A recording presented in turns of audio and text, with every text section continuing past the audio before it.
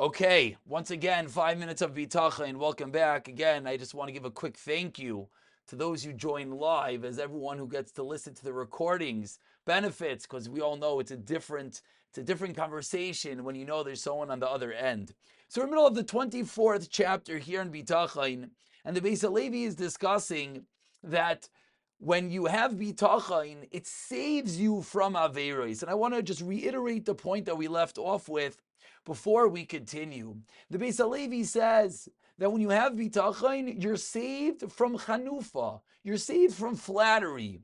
Why? Let's us understand this on a very basic level. Because what does it mean that you flatter someone?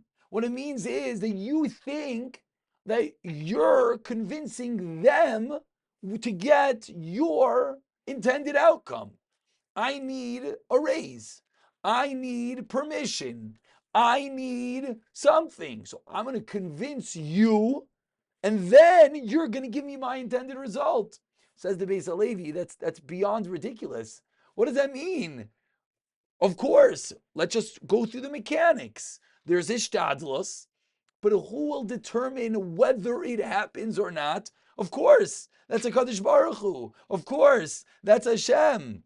And therefore, we have to realize that the more that we think it's me, it's my sweet talking, it's my ability, that's anti-bitachon. So the more we work on our bitachon, it saves it from averais, because we're no longer going to have these issues. And to read one line over here, he says, "Ve'inyan dekivan dechatab deeper peh." Says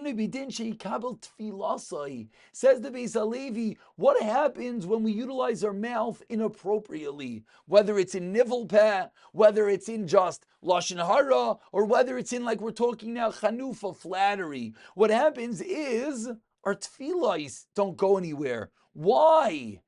So the way we explained it in the last year is because how could the tefillah work if it's coming out of a vehicle of Avera? If it's coming out of a vehicle of Lashon Hara, of Chanufa. But the Bais Halevi takes it one step deeper.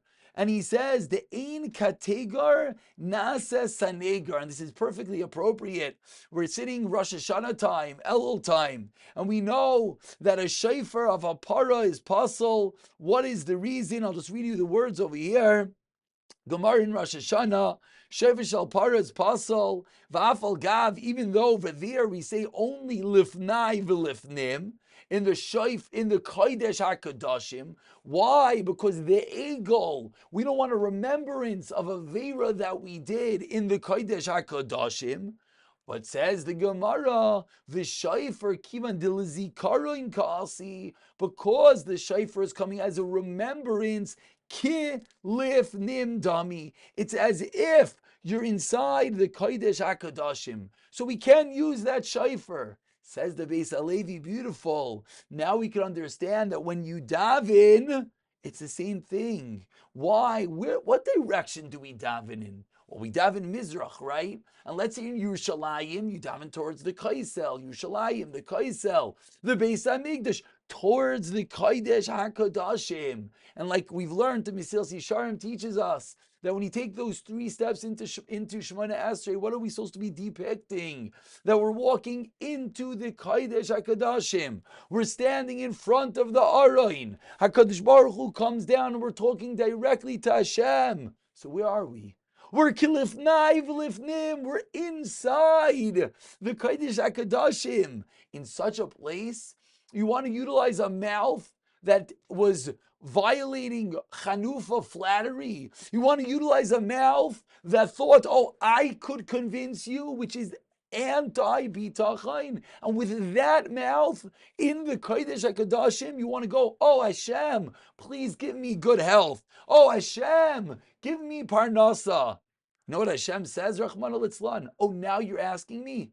5 minutes ago, you thought you were going to convince the boss. 5 minutes ago, you thought you were going to get the intended result.